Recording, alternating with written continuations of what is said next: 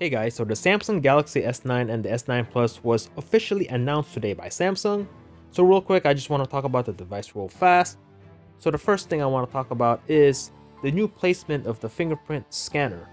Taking a look at it right now, as you can see, the fingerprint scanner is now still on the back of the phone, but it is in the middle of the phone, underneath the camera, which is a much better placement of this fingerprint scanner. Not really sure what Samsung was thinking with the Galaxy S8 and S8 Plus, as you can see here, with placing this on the right side of the camera. But with the S9 and S9 Plus, it's in the middle of the phone, in the back, underneath the camera, a much more ergonomic location. So I'd like to give a shout out to Samsung for listening to the people's feedback and placing the fingerprint scanner where it's supposed to be. A lot of the features from the Galaxy S8 and S8 Plus come over, which is not a bad thing. Similar body, but I do think the Galaxy S9 is a little bit wider, and also the bezels are a little bit slimmer on the Galaxy S9 Plus, although the side bezels might be a little bit thicker. I think they did that for durability. The metal sides is now a matte finish, whereas on the S8, S8 Plus it was a gloss. I think the matte finish is a little bit better. I think they did that for improved grip. You get your IP68 water and dust resistance, which is pretty standard nowadays. Your displays, your Super AMOLED capacitive screen, 16 million colors. You get your 1440p display, 6.2 inches, which is the same thing as the Galaxy S8 Plus. With the Galaxy S9, it's a little bit brighter. I think it's 700 nits now, whereas the S8 Plus was 600 nits. So that's pretty cool. Should be a little bit better using the phone in the bright sunlight. You get Android 8.0 Oreo out of the box, which on a side note, on a Galaxy S8 Plus, I'm still waiting for the OTA update to Android 8.0. You get a bump up in the CPU, Snapdragon 845. And if you're abroad, you'll get the Exynos 9810. Onboard storage should be 64, 128, and 256 gigabytes. All this stuff we're familiar with. But the biggest change of this phone, I gotta say, is probably the camera. The S9 only gets one camera. However, on the S9 Plus, you get two cameras. Dual aperture main camera, f1.5 or f2.4 depending on the lighting conditions.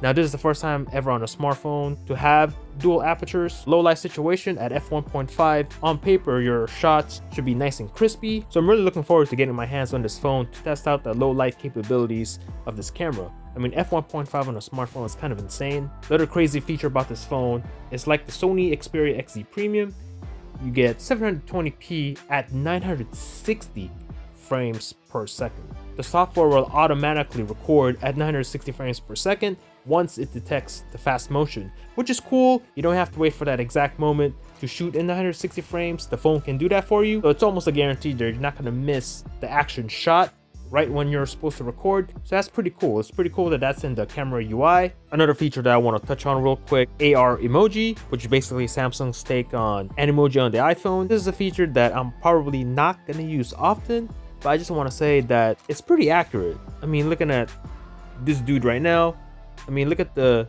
emoji and look at his face. It's pretty accurate. So it's kind of creepy like that. I don't know, that's just me. Same thing with this one. I mean, look at the emoji and look at the dude. Almost look the same. The other major feature I want to talk about, the S9, that the S8 or the S8 Plus does not have, front firing speakers, as you can see right here. Loudspeaker with stereo speakers. Now, to me personally, I think this is the big deal. I use my phone a lot to watch a lot of video. So the fact that the S9 now has dual front-facing speakers, Samsung makes the best displays, there's no doubt about that. So a stereo sound experience combined with the best display on the market, Super AMOLED goodness, 6.2 inches, 1440p display. The media consumption on this device should be nothing short of awesome. Oh, and by the way, this phone still has the 3.5mm headphone jack. Gotta mention that nowadays. You still have your iris scanner, and you get your other stuff here, like your heart rate monitor, etc. You have your Samsung DeX, which is a carryover from the S8 and the Note 8. You got your fast charging here. You have Bixby, which can recognize in the camera app items now, just like on the Huawei phones. And also you can translate languages through Bixby Translate and the camera. That's pretty cool. Your battery size is the same. And the colors, midnight black, coral blue, titanium gray, which in the United States I don't think you'll get. And you get the lilac purple. Let me know in the comments below what you want me to do with this phone. Speed tests, durability tests, etc. So just taking a look at it right now. It looks 95% the same as the Galaxy S8 and S8 Plus, but a lot of the changes are under the hood, like your Snapdragon 845 processor, etc. More RAM on the S9 Plus model, 6 gigabytes on this one. So yeah, a very nice upgrade for the Galaxy S line. Looking forward to testing this phone out. So hit me up in the comments and let me know what you want me to do with this phone once I receive it. Thanks for watching. Peace out.